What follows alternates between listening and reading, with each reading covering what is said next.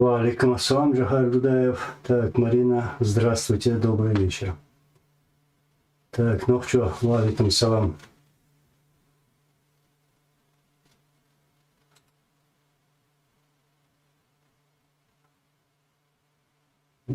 Секунду.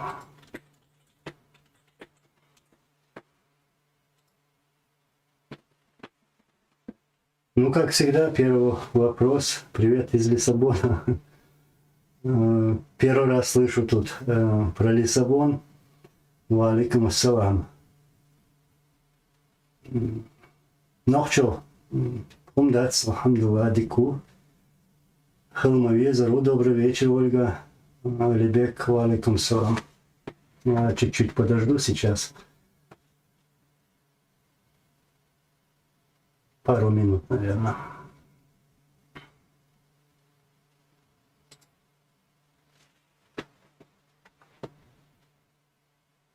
Валикум ассалам, Васарга.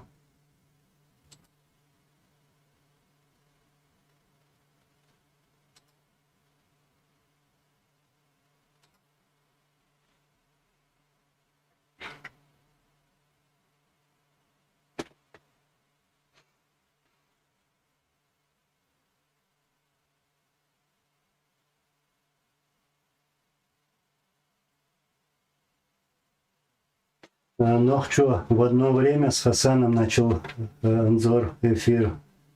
Это не весь год. Если честно, я не знал, у кого сегодня эфир. Но по-любому я сегодня должен был выйти в эфир, прямой эфир. Вот. Два экрана включи, два. Ч95. Ну, по-любому эфир сохраняется же. Так, еще одну минутку подожду.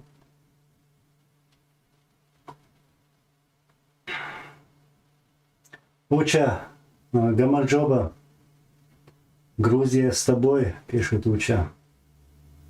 Мы тоже были, есть и будем с вами.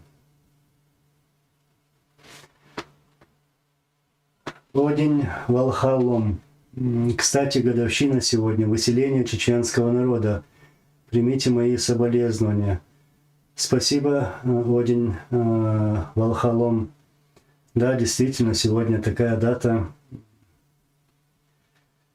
В этот день, 23 февраля, советская власть, коммунисты выслали наш народ, а также другие народы в Сибирь, в Казахстан.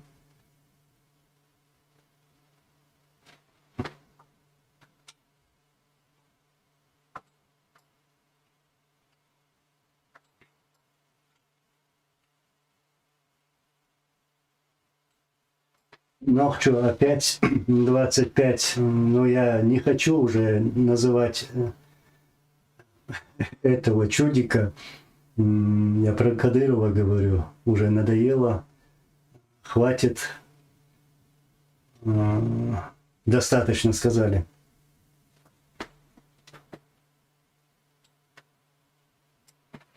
Так, Мухаммад, Technology Innovation, брат, валикум ассалам.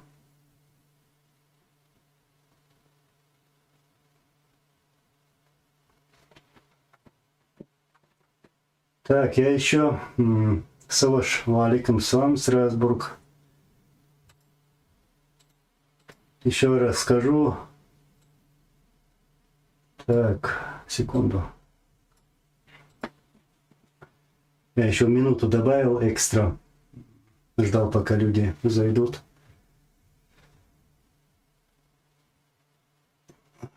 Ну да, Кавказ действительно сегодня у меня есть что сказать. Наверное, то, что я хотел сказать давным-давно. Так что я не хочу сегодня про этих предателей говорить и какое-то даже время им уделять.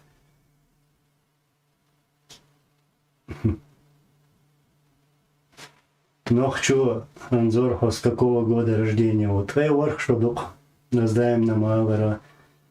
Ладно, шутки шутками. Я приветствую вас. Ассаламу алейкум ва рахматуллахи ва баракатуху. Добрый вечер всем. Сегодняшний эфир я хочу посвятить нескольким пунктам. Вот.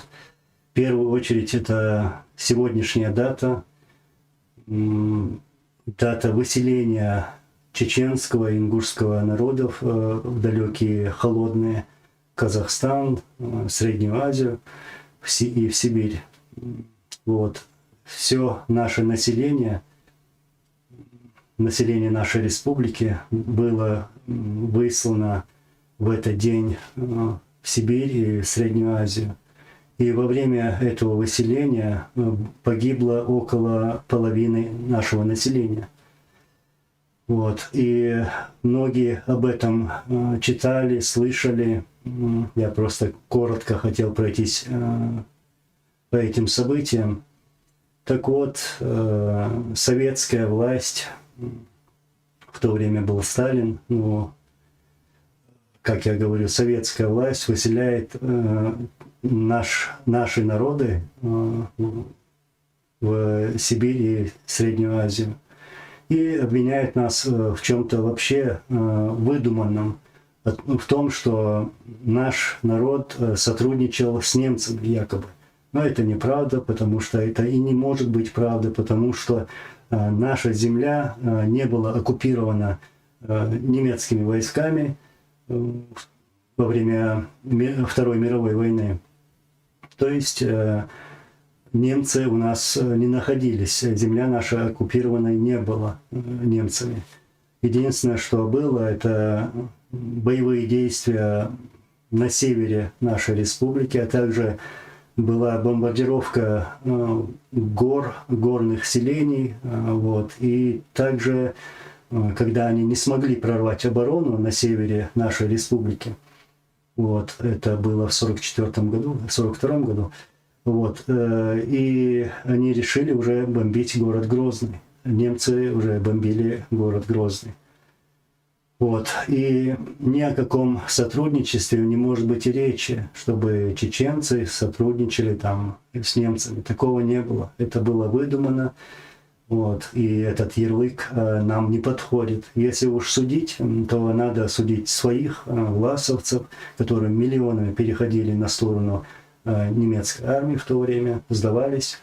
Вот. А чеченцы в эти тяжелые дни воевали на передовой, на всех фронтах. Вот. И дошли до Берлина. У нас очень много героев той войны, Второй мировой войны. И стоит заметить, что, как я помню, там более 300 человек, чеченцев и ингушей, воевало вот с первых дней в Брестской крепости. То есть первыми приняли удар на себя. Вот. И как-то в своем эфире я тоже говорил, что наш родственник, мой родственник, это Висаитов Мулади, вот, полководец, он дошел до Берлина, вот, первым встретился с американскими войсками на Эльбе, и ему был вручен орден, американский орден, Легион чести. Вот, я это к тому, что мы не сотрудничали в то время и просто ни за что были высланы в Сибирь и Среднюю Азию. И во время этой акции они проводили вот массовый террор. Старики, пожилые люди или больные, которые не могли двигаться, их расстреливали, их закапывали, их сжигали. Есть много случаев, например, в Урус-Мартане. Вот, было убито, сейчас я количество не помню, но десятки человек, 60 человек, кажется, было расстреляно и закопано рядом с больницей. Вот. И, например, селение Хайбах, где мирных жителей, то есть простых людей, загнали в конюшню и сожгли заживо. Или же как утопили в озере Каланчош, живем тоже. Вот такой террор проводила в то время коммунисты, советская власть. И мы, конечно же, это не забыли и не забудем никогда. Еще стоит заметить, что в 1994 году, я помню этот день, когда наш первый президент Джохар Дудаев заявил, что с этого дня, то есть 23 февраля 1944 года, этот день будет не днем трагедии, а днем, как он и сказал дословно, днем возрождения чеченского народа. Вот. Так было заявлено нашим первым президентом Джохаром Дудаевым. Аллах азат обладается. Вот. И еще раз говорю, для нас, для истинных чеченцев, это, да, день трагедии нашего народа, и мы это не забыли, и это, как я сказал, день возрождения чеченского народа тоже. Но среди нас есть такие, которые перешли на сторону убийц чеченского народа, и сегодня отмечают этот день как День защитника Отечества. Вот таким вот это будет позором для них, это позор, а также стыд. Им стыдно должно было бы быть отмечать этот день, День защитника Отечества. Это день их народа. Вот. И под конец я вот хотел бы добавить, как у нас на мемориале было написано в городе Грозном. Вот, кстати, у меня на фоне стоит фотография этого мемориала. Не заплачем, не забудем и не простим. Иншаллах. И пусть Аллах помилует всех, кто погиб в этот период, в тяжелый период для чеченского народа. Аллах дехал бойлиш, Аллах газет обала дольцель массира. Сейчас посмотрю некоторые комментарии. Последний так-то я смотрел.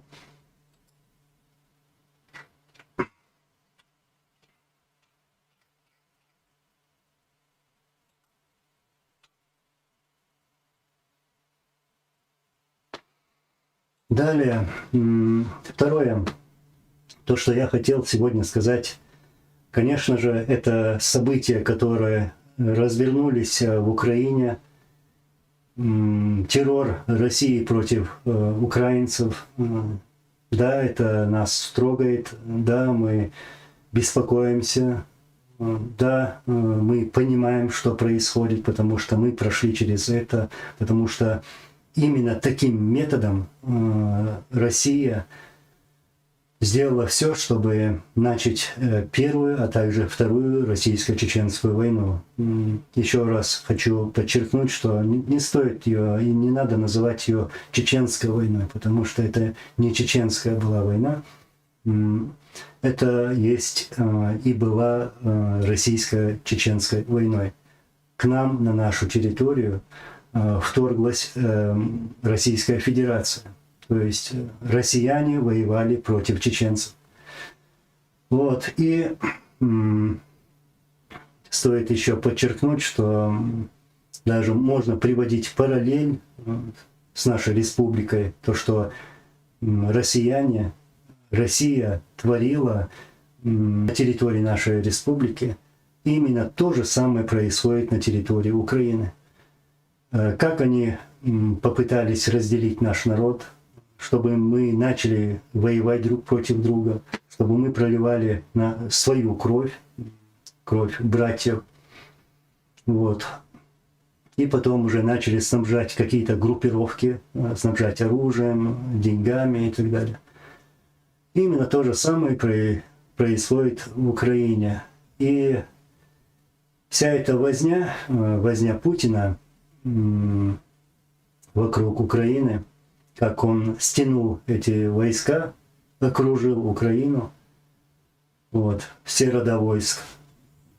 И я просто не хочу жить иллюзиями, да, но смотреть на эти вещи вот реально, что происходит, потому что мы пережили это, у нас есть опыт. Мы видим, что будет более масштабная война, к сожалению, но да, это зависит от Путина, потому что Путин развязывает эту войну, он виновник этой войны. Вот, с приходом к власти этого Путина он начал проливать кровь своего народа. Вспомните, как он взорвал свои дома, жилые дома, где спали граждане Российской Федерации, ради того, чтобы начать войну против чеченцев. Вот, чтобы обвинить чеченцев в этих подрывах. Вот, и как пришел Путин к власти, я хочу продолжить. Он развязал эту войну и навязал эту войну чеченцам. Потом, вы помните, Грузия, что произошло в Грузии. Его поведение, такое мерзкое поведение по отношению к Грузии. Потом его мерзкое поведение по отношению по сегодняшний день, по отношению к Украине. И если даже со стороны посмотреть, он ведет себя как последний бандюган, вот, как криминал, Ну, он в этом и вырос, да, он работал в КГБ, его там учили разным таким грязным методом, а также он ходил в разные группировки, вот эти бандитские 90-е, вы помните, вот, покрывал вот эти группировки и был тесно связан с ними. Тесно связан.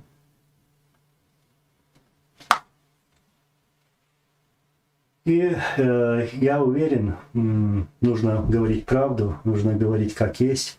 Путин не остановится. Не остановится на Украине. Он полезет в Балтийские страны, он полезет в Среднюю Азию, он полезет опять в Грузию. То есть он будет совершать этот террор, он будет запугивать эти республики, эти страны, а также проливать кровь, где ему надо будет. И ради своих интересов, не ради народа. Если бы он думал бы о народе, россиянах, то посмотрел бы, как они живут сегодня, в какой нищете живут люди. Но нет, вот его роль, он ее сам и выбрал, то есть роль,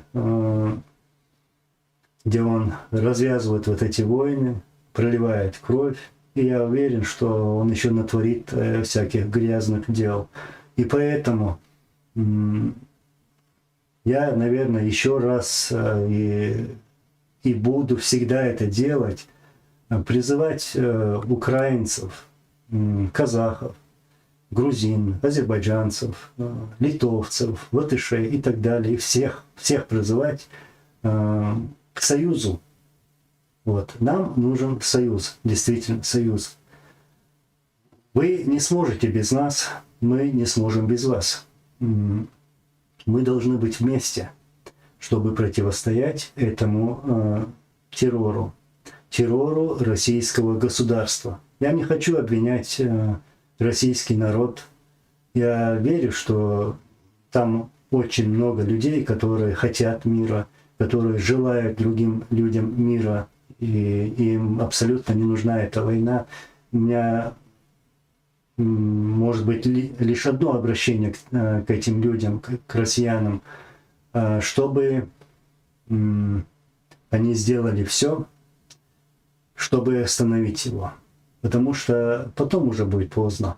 Вы еще не знаете, мы еще не знаем, но чувствуем, что может произойти самое ужасное в этом мире. Действительно, вот такое мнение. Потому что мы видим его отношение к жертвам, как он, как я говорил сейчас, как он без стыда, без совести вот так убил своих же граждан, чтобы начать войну, чтобы прийти к власти. Этот, я не хочу называть его человеком, этот террорист еще натворит дел. То есть мое обращение, вот такое короткое, адресовано ко всем здравомыслящим людям. И то, что происходит в Украине. Вы для нас сегодня, я отношусь к вам как к братьям. И, как я говорил чуть ранее, обращался, все возможное, все, что может зависеть от нас, мы готовы к этому. Я имею в виду в том плане, что мы можем дать вам свой опыт, вот, свой опыт. Если надо, встать рядом, и к этому мы готовы, чтобы противостоять этому террору, чтобы противостоять этому террору вместе. И по Украине, опять же, потому что я много думаю об этих событиях, слежу за ситуацией, общаюсь много с украинцами, а также с чеченцами, которые воюют против российских войск, российских оккупантов. Мы видим отношения не только Запада, не только там Европы, отношения вот, направлены против России. И именно после заявления Путина о признании каких-то ЛНР, ДНР, вот, как отнесся к этому мир. Я считаю, что Путин залез сейчас этим в яму, залез в яму, и он оттуда больше никогда не вылезет. Он поставил на себя уже крест в этом мире, потому что, смотрите, не только Запад, как они там любят обвинять, вот Запад, Госдеп, Запад, НАТО и так далее, Европа. Нет, здравомыслящие люди осудили это действие Путина. Он повел себя как криминальщик, как последний бандит. Та же Грузия, Турция и другие страны, это не Запад. Вот. Многие осудили это. Многие осудили.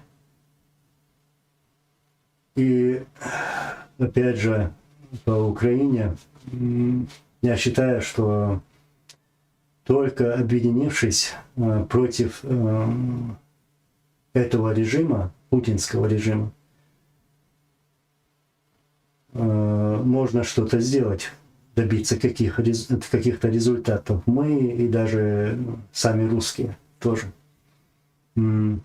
Я считаю, что правильно делают те страны, которые вот выдвигают такие санкции против этого режима, путинского режима. И я считаю, что эти санкции должны быть еще жестче.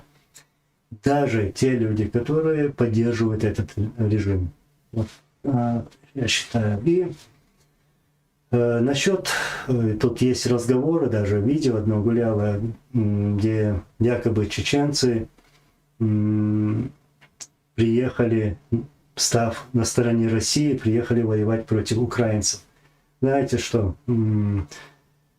Эти люди, мы этих людей не считаем людьми и чеченцами. Как можно поехать в чужую страну и убивать чужих людей, к примеру? Тем более, став на сторону той страны, которая убивала твой народ буквально недавно.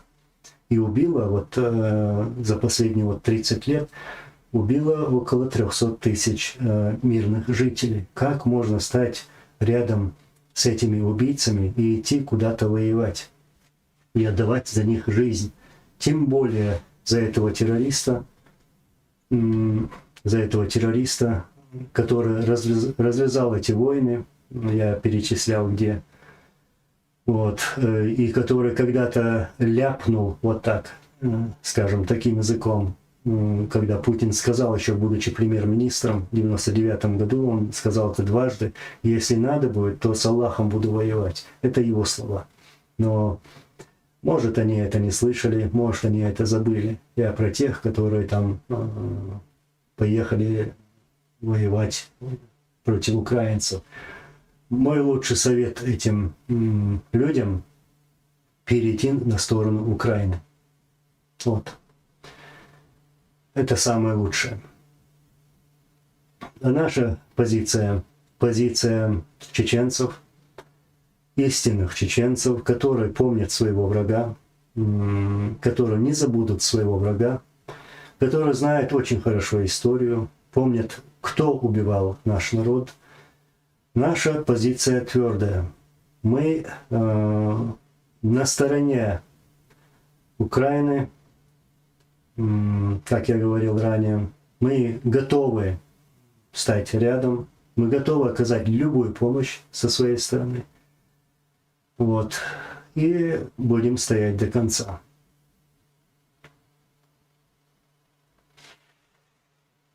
Я сейчас тут вижу, что пишут: Борс, Швейц, как это читается на вашем? Валикум салам. Санкций мало, всех под трибунал и всех к высшей мере наказания без срока давности. Да, я согласен, что преступников надо судить и наказывать. Надо.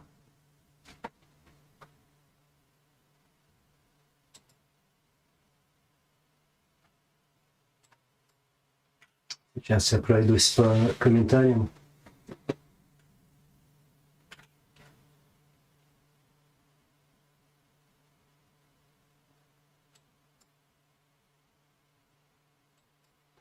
Тимур, Лиза, это очень страшно, но лично я, как и вы, готовы за свою родину погибнуть. Очень жаль, что русские поддерживают этот блеф. А кто спрашивает у русских? Я уверен, я знаю, и вы сами знаете, что Путин у людей не спрашивает, когда ему развязать войну против какого-то народа, или когда вторгнуться на территорию чужих государств. Вот. Самое смешное, вот его последнее выступление Путина, где он рассказывает какие-то басни, что якобы эти территории когда-то принадлежали там России, и что кто-то их подарил украинцам, там, Хрущев и так далее. Вот. Поднял он тему. Это было смешно. И никто к этому так серьезно к этому не отнесся.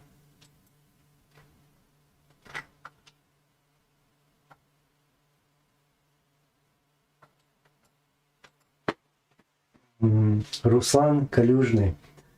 Украина большая и сильная страна свободных людей. Ичкерия тоже поможем освободиться от Московии. Видите, сколько тысяч там было подтянуто, то есть подтянута граница с Украиной, и сколько военной техники они подтянули. Но я уверен, что Россия сегодня — это слабая страна. С ней на самом-то деле никто особо не считается. Единственное, чего боятся, это, наверное, ядерного оружия. А так, то, что у них армия, они прекрасно знают, другие страны, я имею в виду, чем обладает вот эта армия, какое у них вооружение, там вертолеты падают у них, самолеты тоже падают, нету денег на ремонт, нету там, что у них еще там падает. Ракеты не взлетают, взрываются при взлете. Вот такой хлам, советский хлам. Какую-то там они модернизацию сделали, но это уже все отсталая техника. Посмотрите, насколько вперед пошли другие страны. Вот те, например, гранатометы, противотанковые ракеты, которые, кажется, Великобритания дала, да, Украине. Вот, посмотрите действия этих ракет, и я просто уверен, что у российской стороны такого оружия нету. Вот. И Россия сегодня это слабая страна со своей армией. И то, что они там делают какие-то заявления, что у них есть там супероружие, все это блеф, все это неправда. Путин ведет себя как ребенок сегодня, как обиженный ребенок. И мы, чеченцы, показали, что такое российская армия. Да, мы воевали до конца. Я принимал свое участие во время Первой российско-чеченской войны. Вот, и видел все это своими глазами, каким оружием нам приходилось воевать против российской армии, когда нас обстреливают из урагана, из града, из артиллерийских установок, из Буратино, из там вакуумной ракеты. Сверху бомбят там кассетными бомбами, вот, вакуумными бомбами. А мы воевали только с автоматом Калашникова и ручным противотанковым гранатометом. Все, что у нас было. И там, да, минометы и так далее. Ну, это и то пару штук. Вот так даже смогли одержать победу над этой армией. Мы доказали, что можно воевать против армии больших стран. Если, конечно же, нужно верить в Бога, то есть должна быть вера. Ты должен знать, за что ты воюешь, за свою землю, за свой народ. Вот, с именем Всевышнего на устах. И вот эта вера должна присутствовать с тобой всегда. Ты должен быть целеустремленным. Ты должен знать, что победа будет. И должен быть дух у военных. То есть я как по опыту вот говорю, вспоминаю наш чеченский дух, как помогал воевать против такой армады. Да, мы могли воевать. И я много раз об этом рассказывал тут. Много раз рассказывал. Как, к примеру, было около 1000 человек зашли в город и буквально парализовали несколько дивизий. И они ничего не смогли сделать. К примеру, такие операции проводили. У нас есть опыт в этом. И я хочу, чтобы украинцы обратили на это внимание. Вот.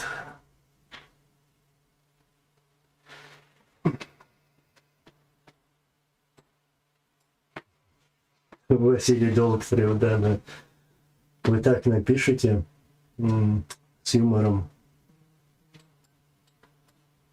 Сейчас, секунду. Сейчас.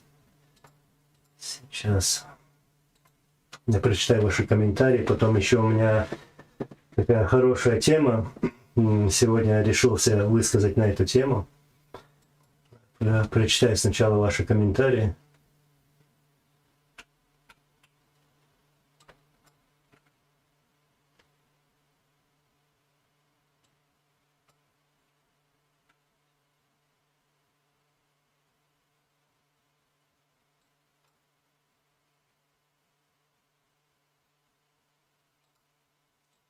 Тимур и Лиза, как это народ ни при чем? Весь этот народ — это отцы, матери, сестры, тех, кто убивает наших украинских солдат. Вот вы же вышли с протестом. Почему ни один русский в Российской Федерации не вышел и не сказал «я против»? Но я хочу просто заметить здесь. Знаете, мне просто мое воспитание не позволяет вот так высказывать против что-то против народов. Ну, будь это даже россияне. И вы абсолютно правильно говорите, что это чьи-то отцы, там, чьи-то родственники и так далее. И почему бы им не выйти на эти протесты? Я тоже в этом полностью согласен. Просто я так говорю, что я не хочу обвинять россиян, потому что я, с одной стороны, вижу, что они сами тоже стали жертвами путинской политики, которую проводит этот Путин в этом мире. Было бы хорошо, если бы они показали бы свою твердую позицию, стали бы против этого режима. Вот, уверен, тогда было бы меньше бед с соседями, которые вот, как я сказал, развязал Путин. Мне нечего сказать против вашего мнения. Вы абсолютно правы.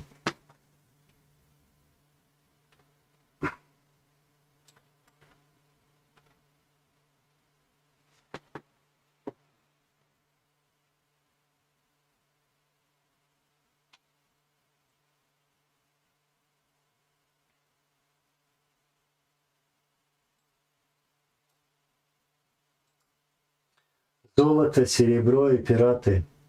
Как мы можем выйти с протестом? Нас также в тюрьмы Путин бросит. Но 1 миллион или 2 миллиона не бросит. Не сможет. Я так примерно так число говорю.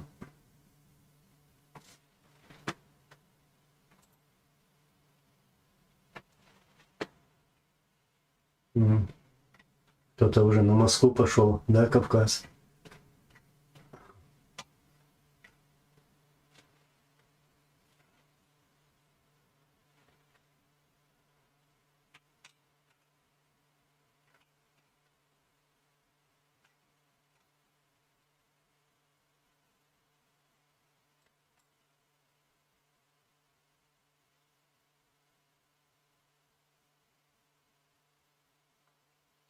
Тайсон. Слабая страна, 7-й год под санкциями, оружием брякают и заостряет ситуацию. Чего их тогда не утопили до сих пор? Нерешительность. Вот сейчас говорят, например, в самой Украине, вот начнется война. Да она давно началась.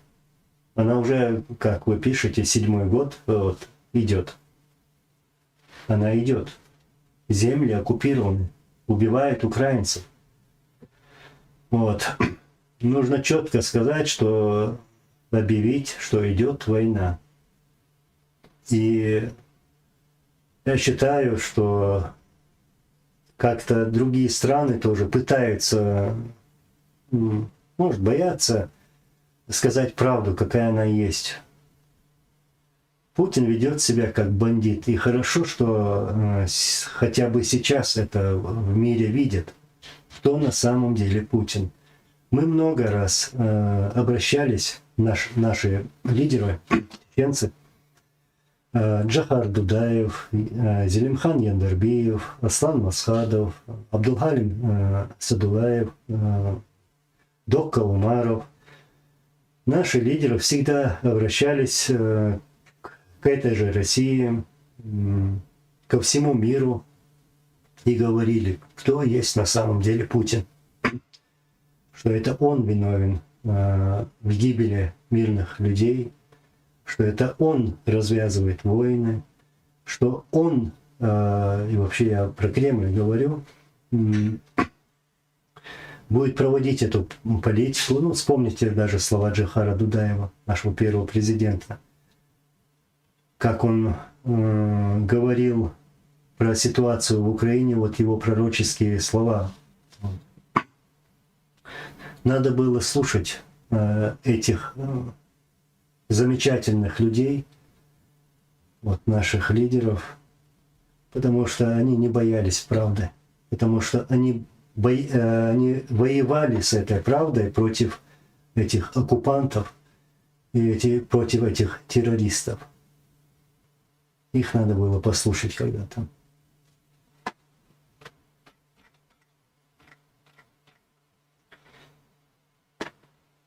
И как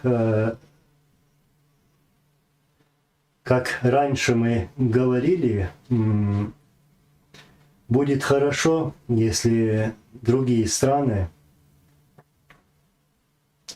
твердо покажут свою позицию и даже признают независимость Чеченской республики Ичкерия, а также назовут имена виновников, которые развязали Первую российско-чеченскую войну в 1994 году, а потом как развязали Вторую российско-чеченскую войну, то есть назвать виновников как Ельцина, так и Путина.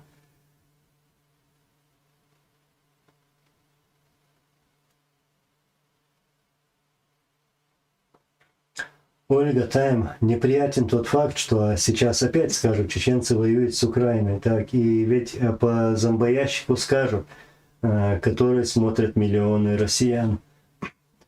Но тогда нам надо всем говорить правду, как она есть. Говорить, кто это, сколько человек это, и что эти люди не представляют наш народ. Они представляют российскую армию, они представляют Путина. Не стоит их называть чеченской милицией, чеченской полицией, там, чеченскими вооруженными силами и так далее. Нет, это российские войска, это оккупанты.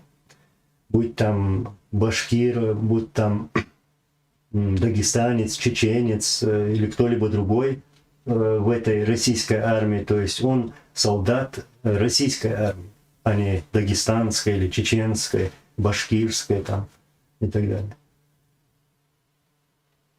Да, Кавказ, пишешь, хорошо, что ты напомнил. Анзор, ты видел ролик Путина сравнили с Гитлером? Да, я видел. Когда Гитлер высказывался по поводу Польши, кажется, было, да? 1939 год, если я не ошибаюсь, то сравнили вот вчерашнее, да, 1939 год, вчерашнее выступление Путина сравнили с выступлением Адольфа Гитлера. Точь-точь, то, что говорил тот, говорит и вот этот. Взять каждый абзац, если даже сравнить, то все совпадает. Вот.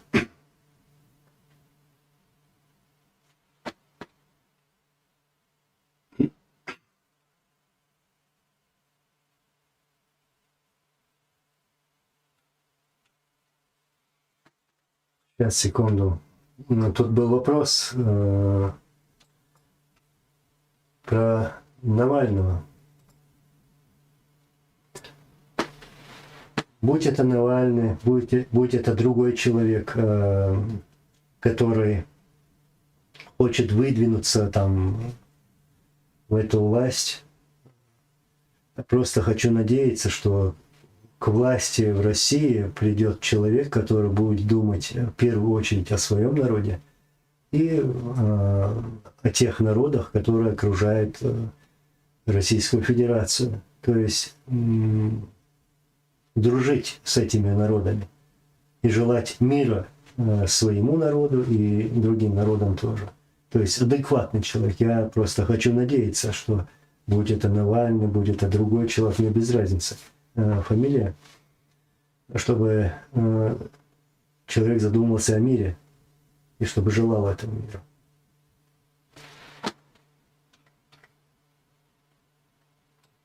Да, Лиана Маремукова, вы задавали вопрос.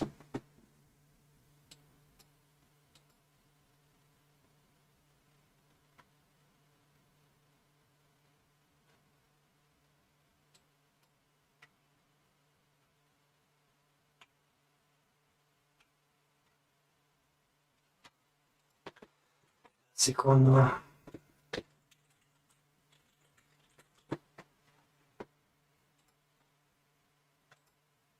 Читаю ваши комментарии.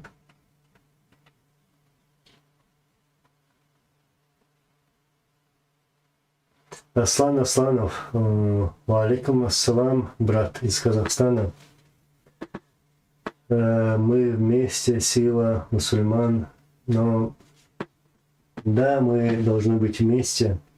И как ситуация вот сегодня, которая происходит в Украине, в других странах,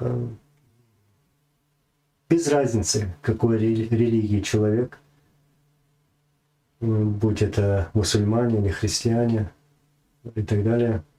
Но я считаю, что мы все вместе должны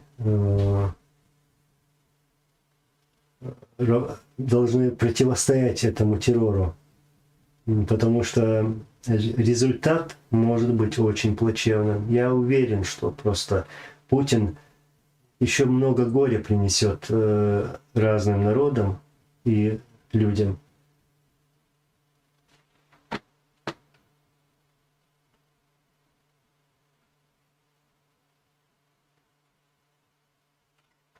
«47 минут».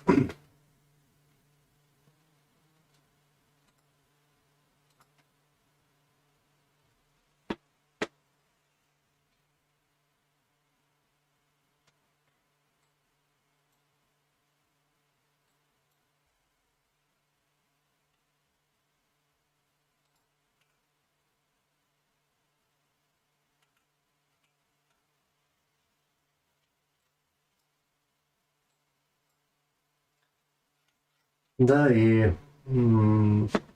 подходя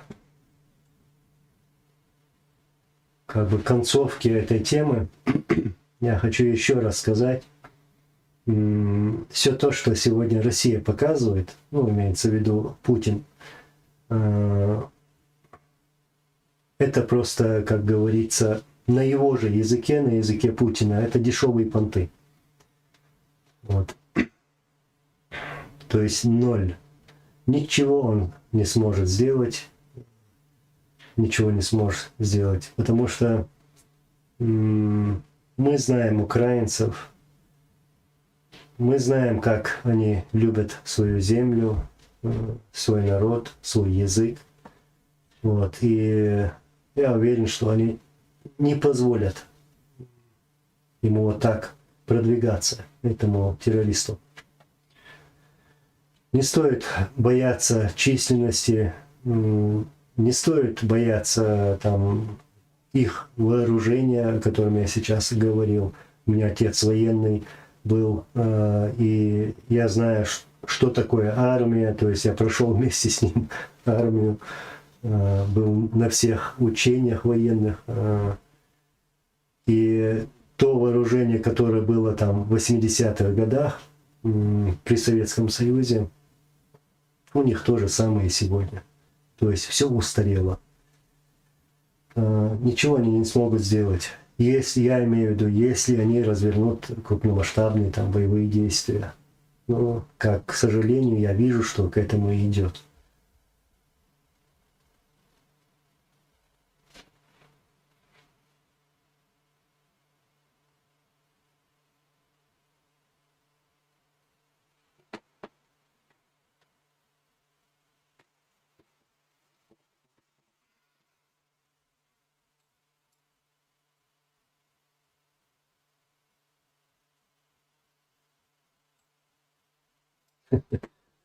Сушеный Рэмбо, да, пришел какой-то тролль из Хосюрта. Да, победили, мы победили российскую армию. Мы помним, и сейчас вот, я помню даже слова этих российских военных, как они плакали в радиоэфирах, умоляли своего командования помочь, вытащить их из окружения. Вот. Это август 96-го года.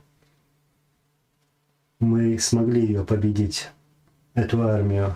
И ничего этот их генералитет не смог сделать. Не смогли просто.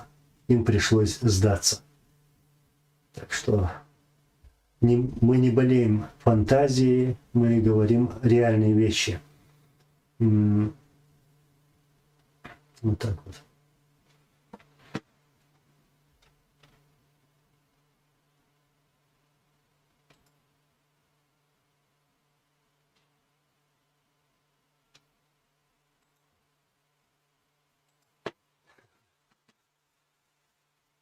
Нагиев, Аллах Рисху. Анзор, почему ты со мной не поздоровался, брат, пишет он. Я вот специально для тебя поздороваюсь, я, может, не заметил, я извиняюсь. Ва алейкум ассалам, или же ассаламу алейкум ва рахматуллахи ва баракату. Нагиев, это я поздоровался с тобой.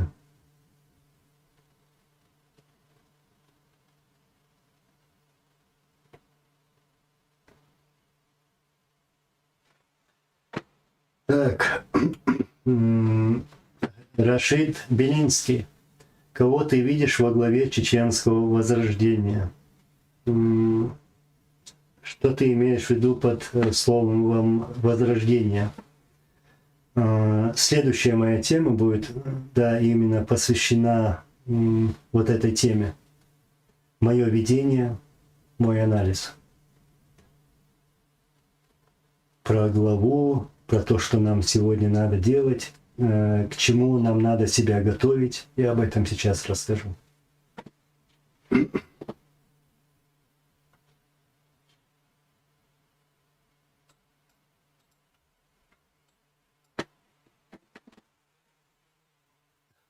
Мысли ислама. Маршуа, алейкум салам, рамтуллах. Присоединяйся, ислам.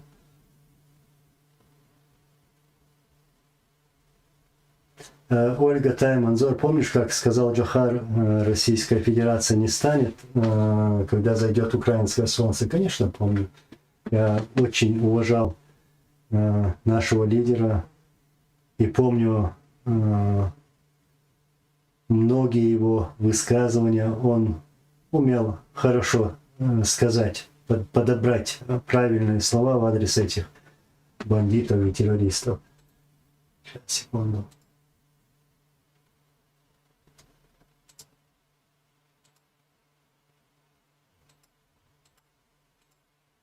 Меня тут чуть-чуть отвлекли.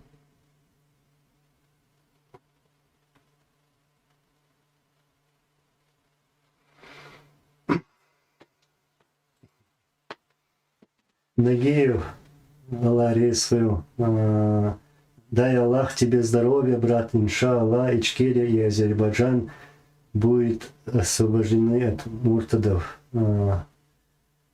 Иншаллах, брат, дай Аллах нам всем здоровья, мира. Иншаллах, все будет хорошо.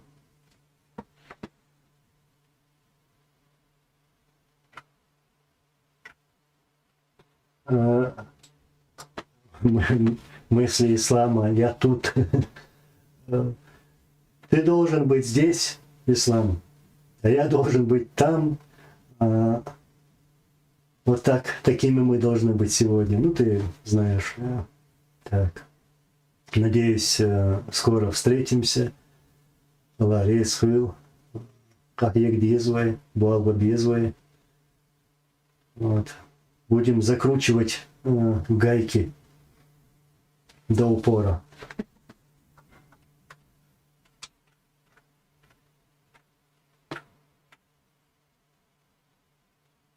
Байсангур, чеченский, Анзор, как ты думаешь, нам нужен лидер и кого ты видишь?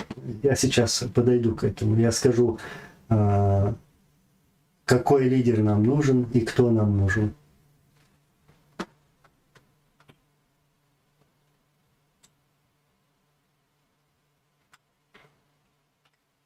Я просто хочу сначала прочитать ваши комментарии.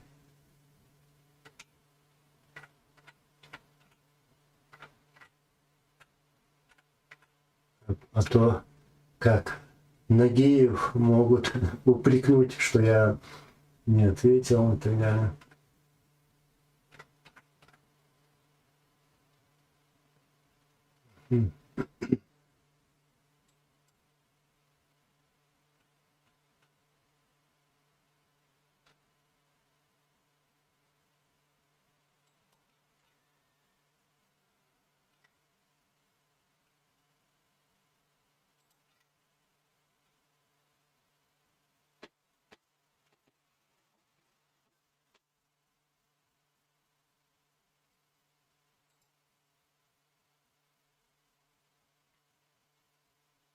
Тут Борз 77 пишет, почему расформировали наших батальона, они воевали за Украину, а их разоружили и несправедливо обошлись с ними, скажи что-нибудь о них.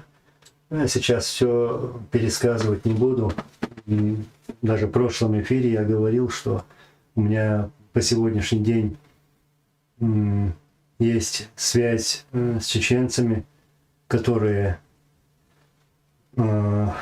воюют вместе с украинцами против российских оккупантов. Вот. И, конечно же, хотелось бы, чтобы власти Украины отнеслись бы к этому еще на более серьезном уровне, к тем людям, которые готовы отдать жизнь за украинцев сегодня, защищая землю Украины.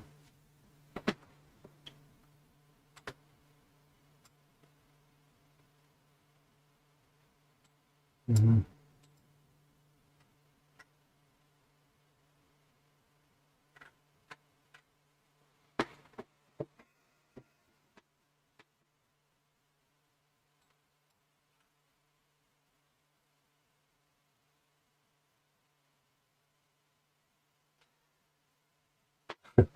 Сушеный Рэмбо. Низам Ача — это рука на аватаре. Это чеченский терминатор, что ли? Ну, можешь считать чеченским терминатором. Это памятник, монумент в городе Грозном, установленный нашей властью во время Джохара Дудаева в 1994 году. Вот. И этот памятник, этот монумент обозначает, что никто, никакая армия не сможет нас сломить, и что мы не забудем, и что мы не простим то, что с нами сделали, с нашим народом. И этот памятник посвящен именно тем событиям 23 февраля 1944 года, когда наш народ был выслан, и половина нашего народа погибла во время этого насильственного выселения. Ну, я правильно даже слово подберу, во время этого геноцида. Вот именно этим событиям, этим жертвам посвящен этот памятник. Так что эти шутки, которые ты сейчас тут пишешь, они тут неуместны, и это некрасиво.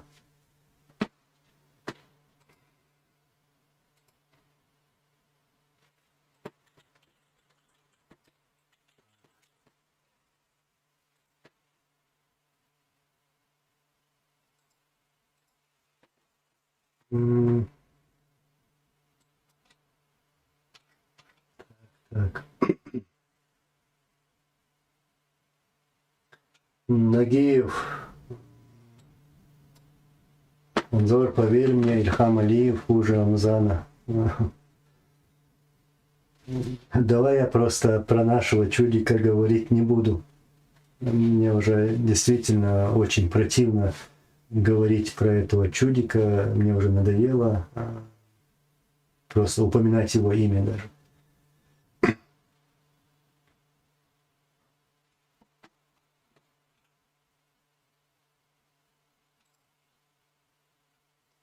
Bert Nizam Marshuchrai. Anzor, would you consider to participate in a documentary film for English audience, which at later stage will be translated into other languages, obviously?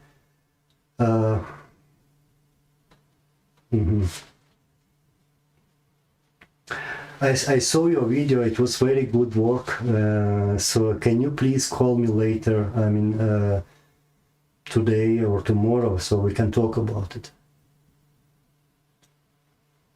But the idea you are talking about is a very good idea. We can talk later about it.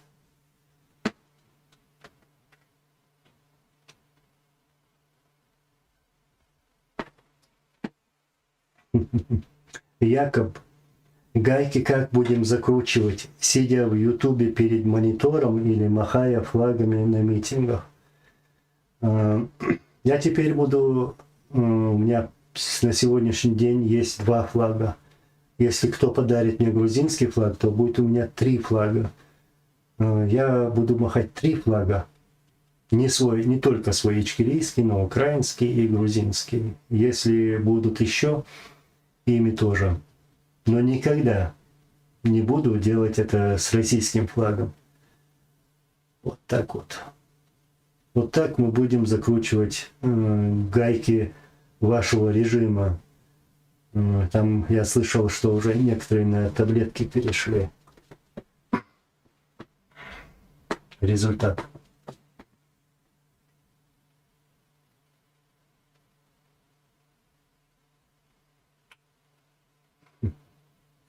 Andrew Phillips, Marshall, Sandina Tiga Kocherun, das Ayrush, inshallah.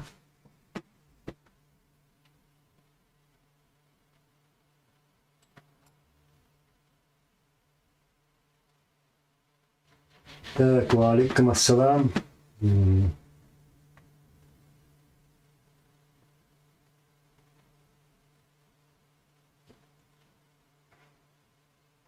Гражданин Ичкерии, алейкум салам.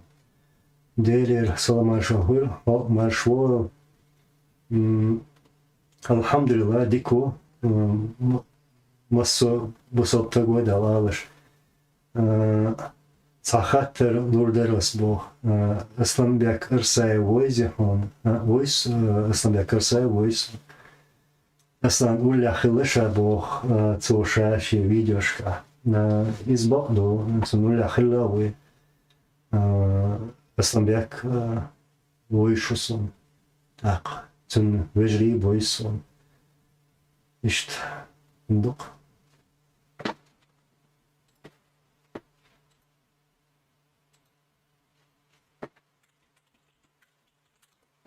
Так, я сейчас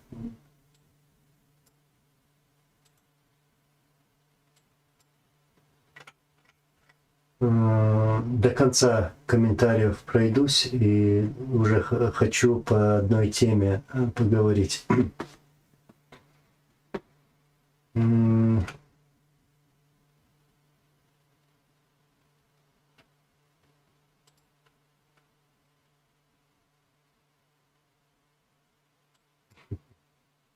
Борс, я понял. Ва алейкум салам ва рамтуллах.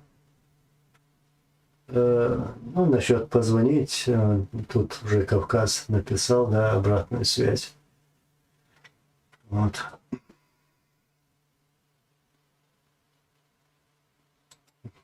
Сайфулла, Чечен, Анзор, ты и Хасан, вместе ведете эфир, трудно так и не знаешь, куда зайти. Ну, эфиры сохраняются. Вот. Так, сейчас.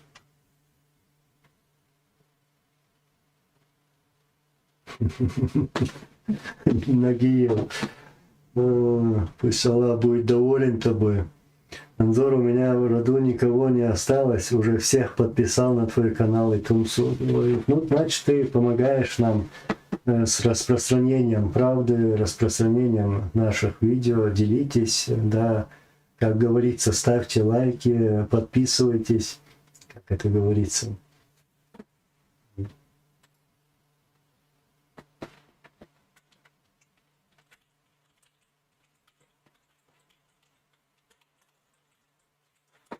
Так, я сейчас плавно перехожу на другую тему. Это уже несколько раз сказал. Андрю Филлипс Хасун, Кейтерсо, Сирахачли, Ха-ха, Бирбум, иншаллах. Так, мы последнее время говорим о нашем единстве. Я даже на пальцах не смогу пересчитать, сколько раз я выпускал видеообращения, выставлял видеоматериалы по поводу единства в нашем обществе, по поводу единства наших общественных деятелей и активистов. Вот. И проанализировав все это, я сделал кое-какие там решения, что это именно то правильное время, когда можно сказать некоторые вещи, и даже нужно сказать некоторые вещи. Дело в том, что было много попыток призыва людей к единству, не только с моей стороны, а также со стороны других людей. И они сегодня, по сегодняшний день продолжаются, эти обращения. Я хочу перейти, скажем, это было 2011 год, кажется, да, 2011 год, когда я обратился с одним обращением. Ну, если вы захотите, я могу его зачитать здесь, прямо сейчас в эфире. Вот. И обратился ко всем нашим сторонникам, как я сказал, к активистам, к общественным деятелям, призвал их к единству. Это был 2011 год. И увидев после этого реакцию некоторых людей, ну я уже примерно понял, даже тогда понял, кто стоял за этими высказываниями. То есть увидел эти провокационные атаки в мой адрес, когда они начали провоцировать меня, то я понял, что никакого единства не будет, что мы к этому единству не готовы в то время. Да, как ты Кавказ пишешь, это 2011 год. И мне пришлось в то время как-то заморозить этот проект. Действительно, я собрал более 100 человек. Со многими я разговаривал в то время, поделился там с мнением, с видением ситуации вокруг, в нашем обществе. Вот. Но после этих провокаций я понял, что мы к этому не готовы. И мне пришлось просто заморозить этот проект до каких-то пор. Затем, уже видя вот эту ситуацию сегодня, еще с прошлого года я уже начал активно работать с этой темой, то и даже специально выехал, чтобы увидеться с людьми, чтобы поговорить с людьми, поделиться с мнением, поспрашивать у людей, узнать их мнение про сегодняшнюю ситуацию, как они видят это, что они хотят, то я уже понял, уже конкретно принял такое решение. Это надо сделать, это надо сказать, как есть на самом деле. Дело в том, что чем дальше мы идем, говорим и призываем к единству, но мы к этому не приходим. не приходим. Даже когда мы говорим, что ради это надо сделать ради Аллаха, мы даже после этого не можем это сделать, то есть объединиться. Кто-то там ругает Закаева, кто-то ругает там Сараляпова, кто-то Идигова ругает. Но, знаете, года-то идут, года идут. Я считаю, что я уважаю этих людей, Закаева, Сараляпова, Идигова. Это те люди, которые стояли на этом пути еще с истоков, прошли через многое. И я не хочу ничего плохого говорить в их адрес. Как я сказал, по сегодняшний день уважаю. Но нам нужно смотреть, открыть свои глаза, открыть глаза. Сейчас, секунду.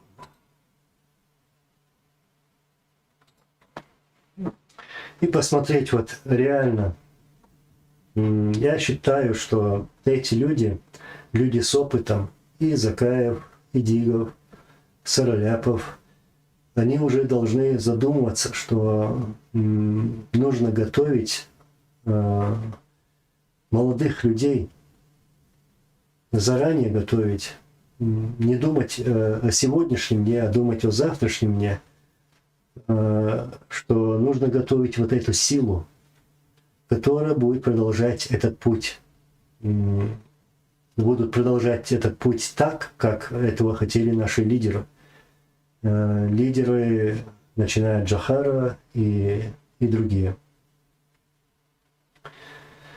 И просто я вот тут только что спрашивали, кого ты считаешь лидером. Сегодня у нас лидеров нету. И лидеров не может быть сегодня. Это реальность. Лидеры у нас будет тогда, когда мы вернемся домой, когда земля наша будет деоккупирована, когда мы проведем выборы, только тогда мы можем провести выборы. Вот, и только тогда у нас будет легитимная уже власть, то есть, ну, я имею в виду лидер. А то, что у нас есть сегодня, это, да, у нас есть Конституция, кто-то там соглашается, не соглашается там с изменениями, с поправками. Да, знаете, сейчас проблема не в этих поправках и так далее. Не стоит даже поднимать эту тему. Нужно задумываться о более важных делах. Вот. И считаю, что вот эти трое, скажем, человек, просто ради Аллаха, оставив все амбиции и все остальное, претензии разные, и встретиться, и подготовить вот эту реальную силу. Назовите это советом, назовите это центром, назовите это джамаатом или как маджлисом, или как вы захотите.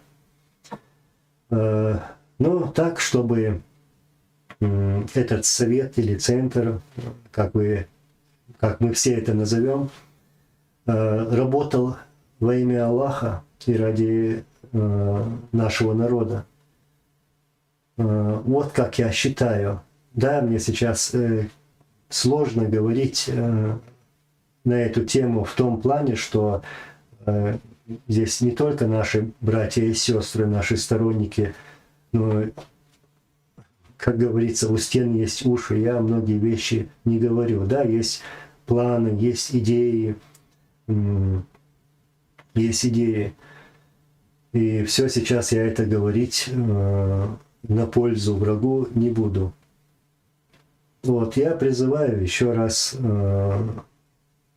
того же Закаева, того же Идигова, того же Сараляпова, со своим большим уважением к вам, задумайтесь, ради Аллаха. Просто сядьте, встретьтесь. Я не говорю, там, что кто-то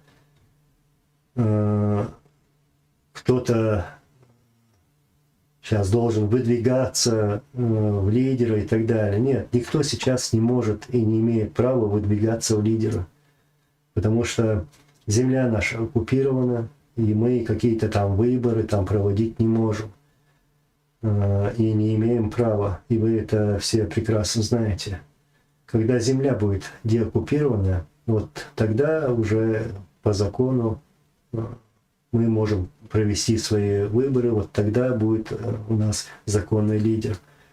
Я не какой-то там вундеркинд, я не самый такой умный, но я просто говорю свое мнение. И мое мнение, может быть, кто-то может даже раскритиковать или дать мне совет, к примеру.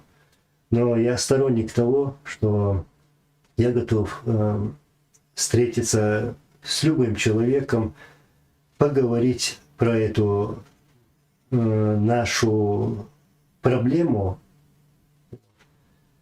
про этот кризис, и найти выход из этого кризиса, из этой проблемы. Я готов приложить все свои усилия, все свое время ради этого. Ради этого. Я хочу просто, я говорю от своего лица, вот я хочу просто каким-то даже маленьким действием принести какую-то пользу для этого. Вот что я делаю, вот какая у меня цель. Хотя тут некоторые пишут, что вот он и так далее и тому подобное. Неправда.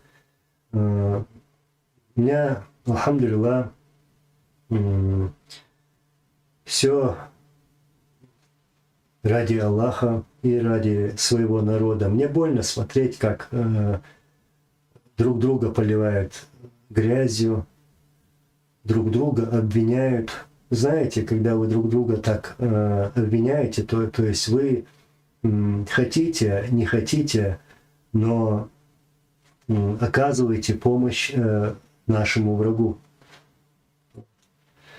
Так что задумайтесь, задумайтесь.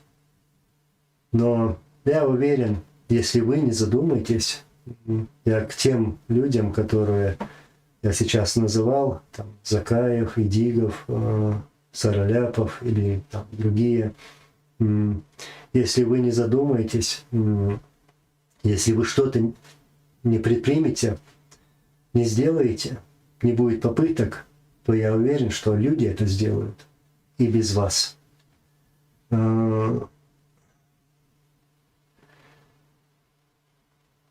Вот такое у меня мнение. Я хотел зачитать вам свое обращение, которое я в то время опубликовал в 2011 году, но оно слишком длинное, может, я где-то это выставлю.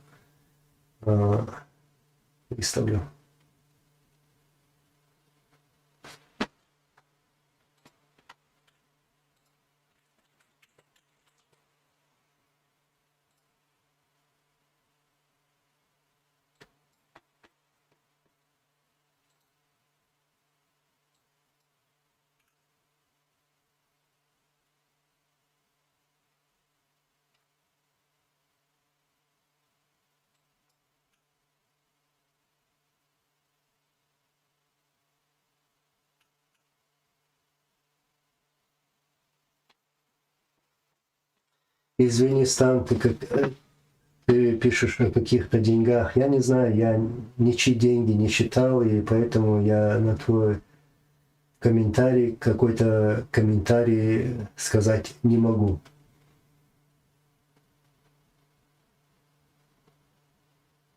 Гражданин Ичкерии, Турции. Насчет лидера я полностью согласен. На сегодняшний день лидера у нас нету. Есть уважаемые наши людьми, наши вот люди, вот, которых мы уважаем, они есть, но лидера у нас нету. Я не хочу кого-либо там как-то оскорбить чем-то, своим мнением даже оскорбить. Нет, не хочу.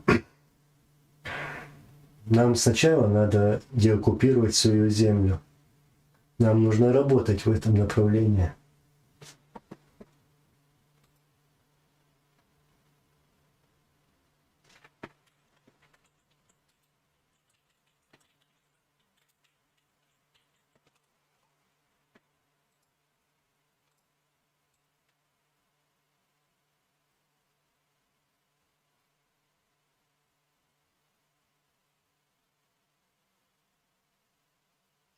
Я тут один комментарий сейчас еще поищу.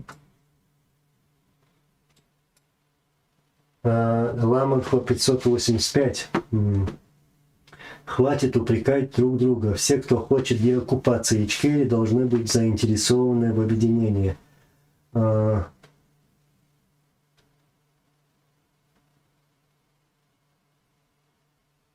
Так. Об этом я и говорю. Просто, наверное, один раз призвать какой-то встречи даже, а кто туда не придет, оставить их. Вот что я думаю. И это должен делать не я, не кто-либо другой, из публичных людей, я имею в виду. Сделайте это вы. Вот вы, народ, призовите их всех. Вот кто может, не может прийти к объединению.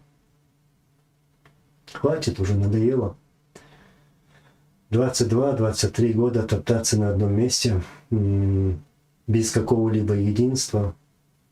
И все еще продолжаем работать на Кремль.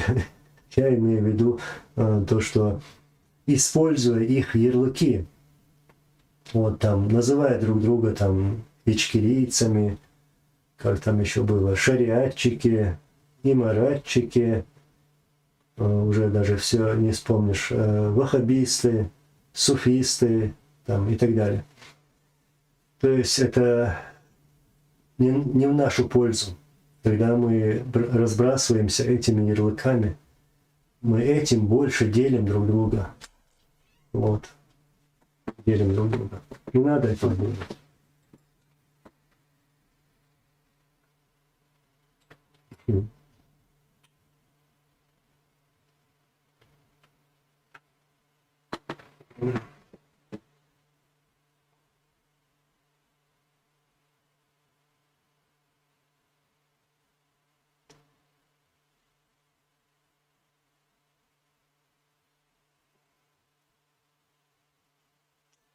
Жахар Дудаев пишет, так, именно поэтому Закави Ахмад и является единственным человеком на сегодняшний день, вокруг которого и следует объединяться. О выборах и лидерах будем говорить после деоккупации Чеченской Республики Ичкерия. Ну, я просто очень много мнений слышал, которые не поддерживают это мнение. И что тогда с этим делать, к примеру? Они не считают его лидером. Или же не считают лидером другого. Нет сегодня лидера. Нету.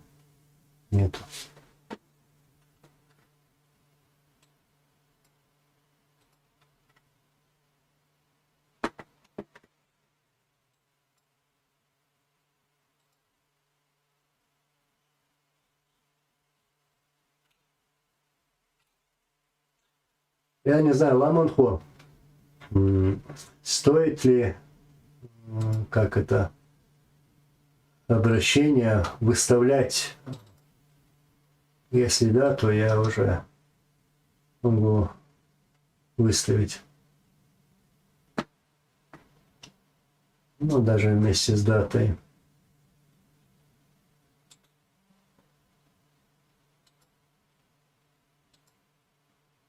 Стоит? Да, Ольга Тайм. Дело в том, что лидера выбирает народ, как в свое время сделали, когда выбирали Джохара Дудаева, когда выбирали Аслана Масхадова. Вот. А сегодня нет у нас лидера. Сейчас, секунду. Так, кое с чем разберусь тут.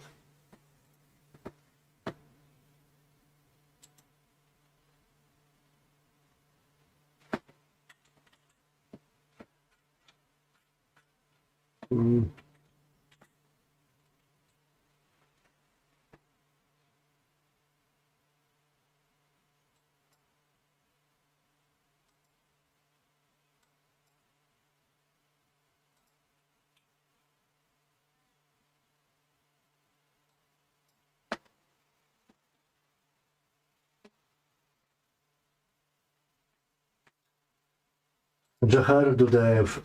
Я считаю Закаева единственным лидером на сегодняшний день.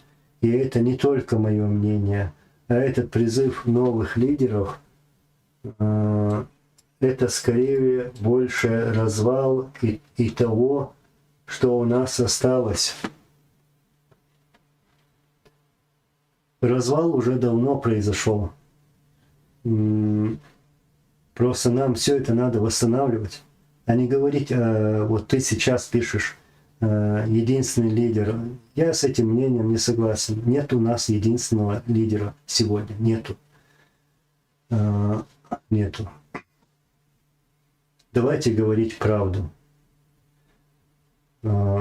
Нужно вещи называть своими именами.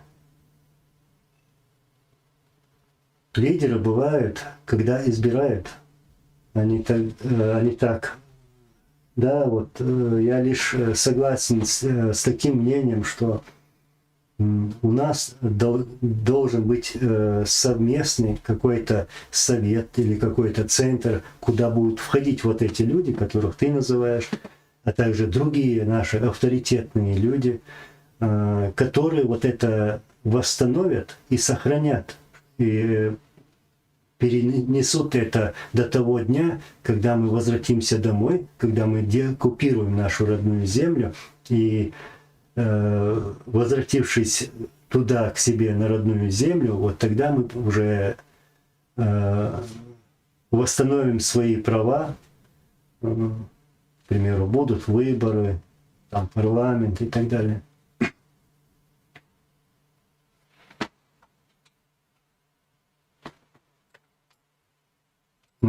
Кавказ, Анзор, Ютуб блокирует обращения. Не знаю, наверное. Я тут постараюсь вывесить Кавказ в Ютубе потом. И отмечу, что это такого-то года, в январе, да, я делал это обращение. И просто можешь выставить это же обращение в Телеграме.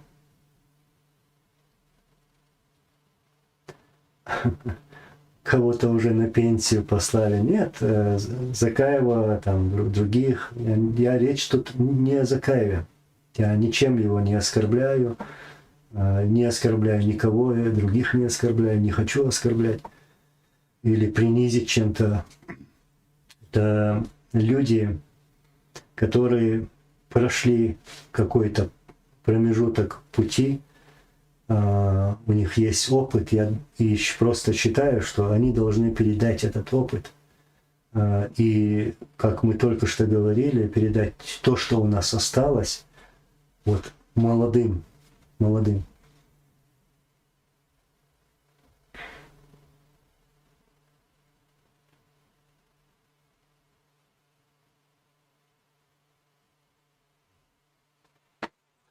Андрей Михайлович Попов. Сейчас переключусь на другую тему. Тут пишут интересный комментарий. Рамзан Кадыров назвал депортацию чеченцев в 1944 году расправой над народом 10 часов назад. Якобы он сказал. он просто не дружит с головой. Он сегодня скажет одно, через день другое, на третий день вообще совсем другое, противоречащее этим 2 дням. Вот. Я просто напомнил еще, что было даже такое высказывание его, где он обвинил чеченский народ в том, что он его словами, вот, что чеченцы сами виновны в том, что происходили войны и происходили депортации. Насколько больной и человек должен быть, чтобы обвинить себя, свой народ в том, что пролито столько крови. Не мы развязывали войну, войну нам навязывали, как Ельцин, как Путин. Как я тут буквально недавно говорил, что Путин даже сделал 2 раза такое обращение, высказался дважды в 99 году, сказав, что он готов воевать против Аллаха, если надо будет. Вот.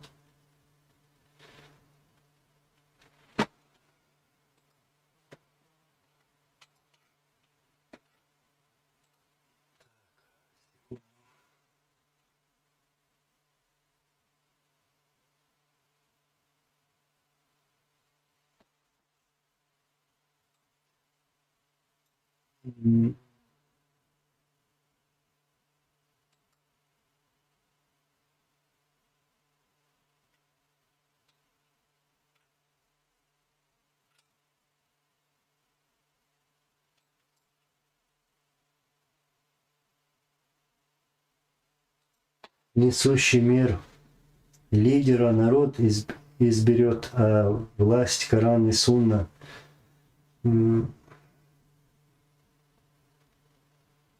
Примерно понял и примерно не понял, о чем. Да, лидера избирает народ, и наша власть должна быть на Коране и Сунне, следовать, строить, идти по этой дороге. Вот. И ничего там у нас не должно, что противоречит Корану и Сунне. А сегодня нам надо просто сохранить это до того дня, когда у нашего народа будет то право, чтобы проголосовать на честных выборах и выбрать себе лидера.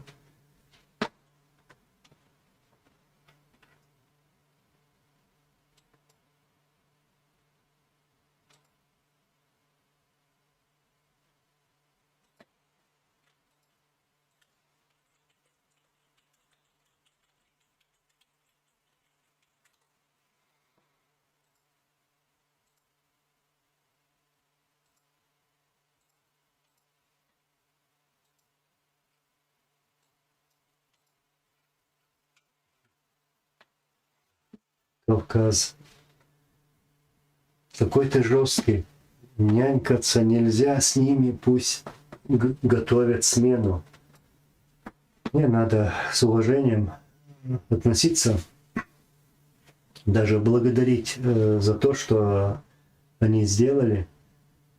Я тут не пытаюсь кого-то заменять, там, устанавливать власть. Я просто в очередной раз призываю, чтобы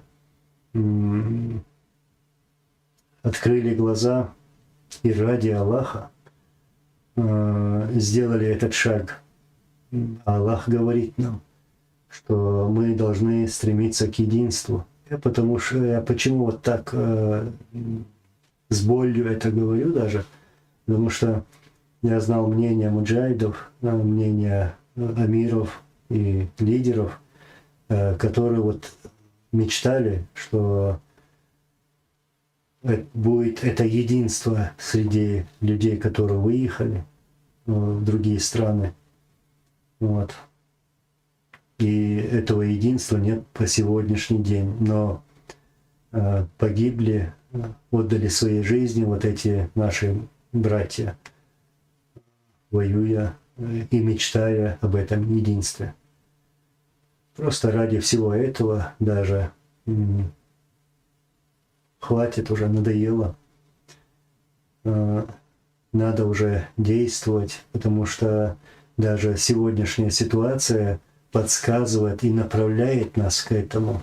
И вы же видите, как вот даже мы, общественные деятели, вот активисты, когда мы встречаемся, какая реакция бывает у нашего врага. У нашего врага. Вот, а представьте себе, что если это будет массово, а оно будет, иншаллах, хотите или не хотите, но все равно оно будет скоро, иншаллах, вот увидите. Я, наверное, как-то это более мягко сейчас говорю, и не говорю все как есть, открыто. Так-то да, я готов сесть во время встречи, там все это обсуждать, все это показывать, у меня все это расписано есть. Вот. Нужно нас готовить к тому дню, где оккупация. А сегодня стать реально большой, огромной силой и быть даже вот с нашими братьями по оружию, вот, воюя даже в любом направлении, наказывая вот это сопротивление против террористического режима Путина.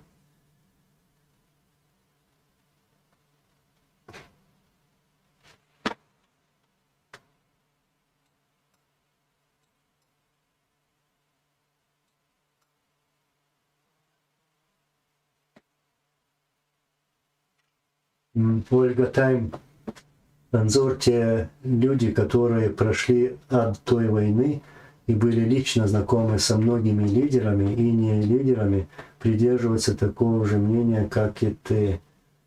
Но я вот не хочу выделять себя от других.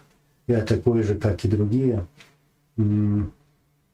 Я даже публиковал здесь на канале некоторые обращения, когда вот наши простые муджахиды, амиры и даже наш лидер обращается, призывает людей, наших людей, наше общество и определенных личностей к единству.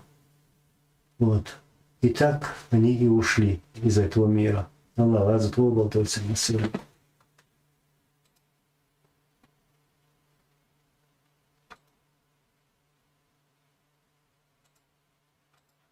Так.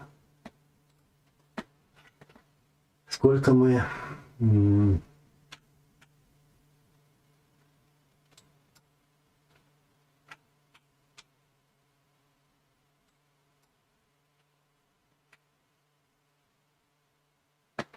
Саид, валейкум салам. Ты спрашиваешь, братья и сестры, мусульмане, Анзор, у меня такой вопрос. Кто-нибудь пишет для потомков всю правду о двух войнах и героях этих войн? Да, пишут. Люди работают, люди собирают материал. Есть огромный материал, касающийся этих войн, геноцида, чеченского сопротивления. И поэтому сегодня у нас наша вот технология сегодняшняя помогает сохранять вот эти материалы. И люди работают с этим материалом.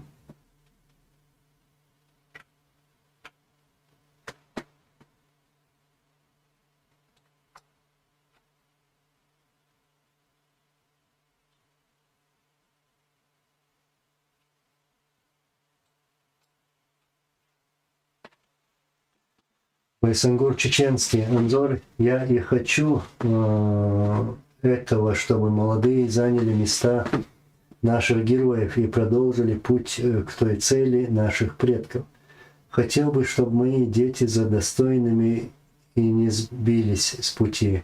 Мне уже под 70. Дай Аллах тебе здоровья, много лет жизни. Конечно, мы не должны жить сегодняшним, мы должны думать о завтрашнем, задуматься об этом, хотя бы строить это будущее совместно, вместе. И кто-никак, если молодые, вот как ты пишешь, молодые должны продвигать это. Ведь по-любому им же это достанется. Получается так. И сегодня вот мы уже, нам нужно, еще раз повторюсь, назовите как хотите, как будет правильно, но нужен такой совет, какой-то центр, где будет проводиться разная работа, информационная работа, вот, политическая работа, в другом направлении, а направлений очень много, с людьми работать, о людях вот, думать, вот беженцы там, здесь, там, в разных странах, вот чтобы этот центр работал с людьми, работал ради людей, вот, и чтобы работали для оккупации нашей земли, да, вот, готовили вот эту всю ситуацию до того момента, как мы вернемся, что мы должны к этому идти.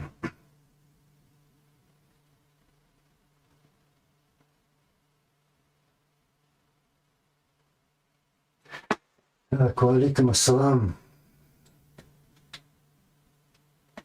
Ага.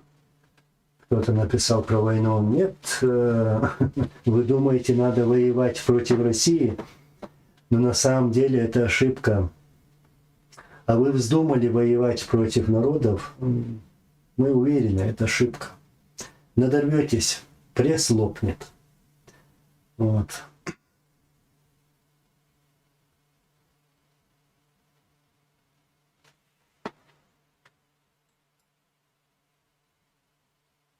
Я, наверное, уже к завершению пойду. В основном, коротко еще раз пройдусь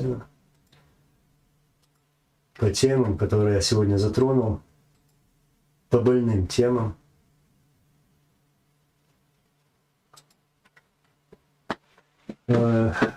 Первое, тогда сегодняшняя дата, все еще сегодняшняя тут.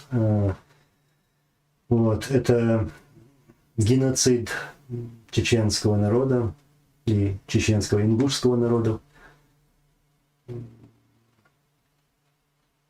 Это то, что произошло 23 февраля 1944 года. Говорила об этом, а также о том, что Джохар Дудаев, наш первый президент, в 1994 году, именно 23 февраля, объявил это днем возрождения чеченского народа.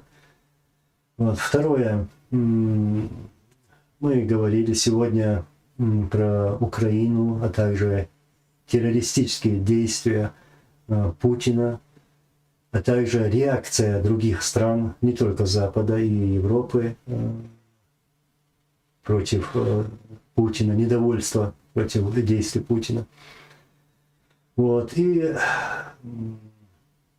что те чеченцы, которые там участвуют на украинской земле в этой войне, это не чеченские войска, это российские войска. Эти, там, если так посчитать, то небольшое количество, которых отправили, да, там они там цифры поднимают для просто видимости, якобы чеченцев. Нет, российские войска воюют на территории Украины. А наша позиция, позиция чеченцев, мы будем вместе с украинцами, с грузинами, с азербайджанцами, со всеми нашими братьями, казахами, с литовцами, латышами и так далее. мы готовы стоять рядом вместе с вами. Вот. И третий момент сегодняшней темы – это о нашем единстве, как я это вижу. Я к этому подошел коротко. Я не обо всем смог рассказать, конечно. Тут не все расскажешь здесь на камеру, потому что не только друзья и братья и сестры слушают, но и наши враги тоже. Полностью раскрывать карты не будем. Будем по-умному работать. Вот такие темы были. Хорошо тогда. Сейчас последний комментарий просмотрю. Так, я наблюдал здесь.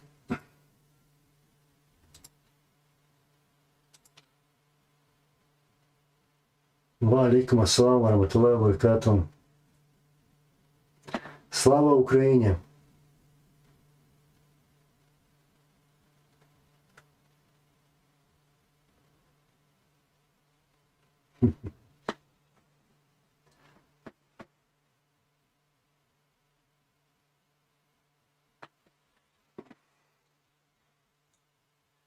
Уксус, я вижу, ты с Украины пишешь.